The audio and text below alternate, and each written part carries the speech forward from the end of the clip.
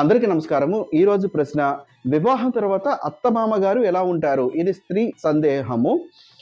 అత్తమామలు ఎలా ఉంటారు అని కాదు. వాస్తవికంగా మీరు ఆ ఇంటికి వెళ్ళిన తర్వాత మీ ప్రవర్తన శైలి ఎలా ఉంది అని కూడా ఒకసారి ఆలోచించుకోండి. ముఖ్యంగా అత్తవారింటికి వెళ్ళిన తర్వాత పుట్టింటి నుంచి గారాబంగా వెళ్ళినటువంటి స్త్రీ అక్కడికి వెళ్ళిన తర్వాత ఇది నా ఇల్లు అనుకున్నప్పుడు ఎటువంటి ఇబ్బందులు ఉండవు. గత కొద్ది సంవత్సరాలుగా మేము చూస్తున్నటువంటిది ఏమిటంటే, వివాహమైన తర్వాత అత్తగారింటికి వెళ్ళి పుట్టింటి నుంచి ఉన్నటువంటి అలవాటులు పోగొట్టుకోలేక ఒక 2 నెలలు, 3 నెలలు ఇబ్బంది పడిన వారుంటారు.